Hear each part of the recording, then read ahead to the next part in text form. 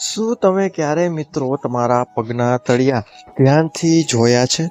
કારણ કે શાસ્ત્રો કહે છે કે પગના તળિયામાં રહેલું એક ખાસ નિશાન તમને બનાવી શકે છે કરોડપતિ. હા મિત્રો, તમે એકદમ સાચું સાંભળ્યું. કેટલાક લોકોના પગમાં એવા હોય છે ગુપ્ત સંકેત જે બતાવે છે કે તેઓ જન્મથી જ રાજયોગ લઈને આવ્યા છે. પણ મિત્રો, સવાલ એ છે કે શું તમારા પગમાં પણ છે એ ભાગ્ય બદલનારું નિશાન, એ સંકેત જેનાથી તમે પણ તમારા જીવનમાં ખૂબ પ્રગતિ કરી શકશો? તો મિત્રો, થઈ જાઓ તૈયાર.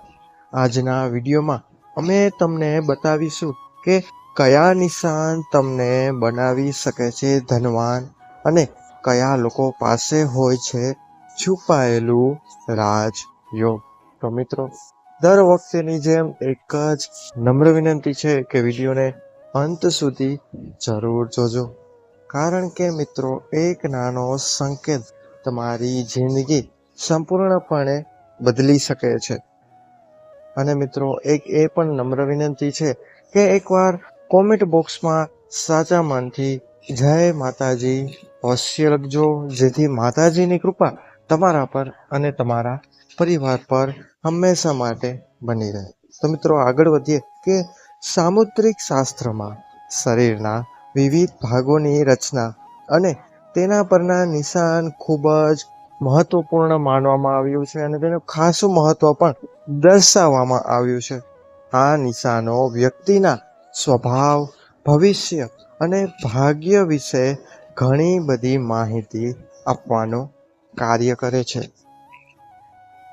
આપણા પગના તળિયામાં ઘણા છુપાયેલા પ્રતીકો પણ છે જે જીવનમાં સફળતા અને સંપત્તિની શક્યતા દર્શાવે છે.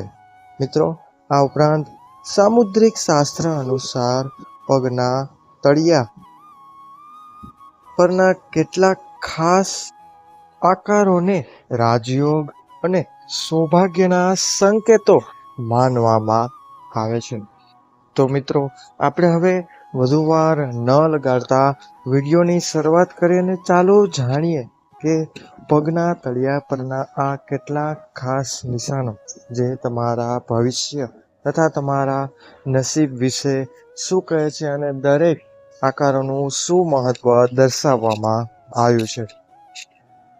મિત્રો, પગના તળિયા આપે છે મુખ્યત્વે ભાગ્યના સંકેતો. સામુદ્રિક શાસ્ત્ર અનુસાર જો પગના તળિયા પર ચોક્કસ ખાસ નિશાન દેખાય છે, તો મિત્રો એવું માનવામાં આવે છે કે આવા લોકો સારા નસીબવાળા હોય છે અને સારું નસીબ લઈને જ આ દુનિયામાં જન્મ્યા હોય છે, અને તેમના પ્રયત્નોમાં સફળતા પ્રાપ્ત કરે છે, અને જીવનમાં સફળતા હંમેશા તેની આગળ જ રહેતી હોય છે. તો તેમાં સૌ પ્રથમ જે આકાર, જે ચિહ્ન આવે છે એ છે મિત્રો શંખ, ચક્ર અથવા ગદાનું ચિહ્ન હોવું. મિત્રો, જો કોઈ વ્યક્તિના તળિયા પર શંખ, ચક્ર અથવા ગદાના નિશાન હોય તો તે મિત્રો ખૂબ જ શુભ માનવામાં આવે છે. આ સાથે સાથે મિત્રો એવું માનવામાં આવે છે કે આવા લોકો તેમના જીવનમાં મોટી સફળતા મેળવવા માટે જ જન્મ્યા હોય છે. આ ઉપરાંત મિત્રો સમાજમાં તેમનું સન્માન કરવામાં આવે છે, અને ક્યારેક રાજકારણ કે વહીવટી ક્ષેત્રોમાં પણ તેમને ખાસી એવી મોટી સફળતા પ્રાપ્ત થતી હોય છે. તો મિત્રો, આ હતું પ્રથમ ચિહ્ન. ત્યારબાદ બીજો સંકેત, બીજું ચિહ્ન છે એ છે મિત્રો કમળના ફૂલ. મિત્રો, પગના તળિયા પર કમળના આકારનો હોવો, એટલે કે કમળ આકારનું ચિહ્ન હોવું એ ખૂબ જ શુભ સંકેત માનવામાં આવે છે. આ ઉપરાંત મિત્રો એવું કહેવામાં આવે છે કે આ ચિહ્ન જે પણ લોકો ધરાવતા હોય તે લોકો ધન અને સમૃદ્ધિથી ભરેલા હોય છે. તેમના જીવનમાં પૈસાની તંગી હોતી નથી. આ ઉપરાંત મિત્રો તેમનો સ્વભાવ શાંત અને સંતુલિત હોય છે. અને જીવન હંમેશા આરામ અને વૈભવ ભરેલું જીવન તેઓ પ્રાપ્ત કરતા હોય છે. ત્યારબાદ છે મિત્રો ત્રીજું ચિહ્ન એ છે સ્વસ્તિક અને ધ્વજ એટલે કે ધ્વજા. મિત્રો, જે લોકોના પગના તળિયા પર સ્વસ્તિક અથવા ધ્વજ જેવું ચિહ્ન હોય તેને પણ ખૂબ જ શુભ માનવામાં આવે છે. કારણ કે મિત્રો, ધ્વજનું પ્રતીક વિજય અને સફળતાનું પ્રતીક માનવામાં આવે છે. મિત્રો, આવા લોકો મુશ્કેલ પરિસ્થિતિઓમાં પણ દ્રઢ રહે છે, શાંત રહે છે અને તેઓ ક્યારેય ગુસ્સે થતા નથી અને પોતાના લક્ષ્યોને પ્રાપ્ત કરવામાં હંમેશા દ્રઢ રહેતા હોય છે અને જિદ્દી હોય છે. બીજી બાજુ મિત્રો, સ્વસ્તિકનું પ્રતીક ધાર્મિક વલણ અને સકારાત્મક વિચારસરણીનું પ્રતિનિધિત્વ કરે છે. આ ઉપરાંત ખૂબ જ પોઝિટિવિટી વાળું પણ ચિહ્ન સકારાત્મક માનવામાં આવે છે. ત્યારબાદનું ચિહ્ન છે મિત્રો માછલીનું નિશાન.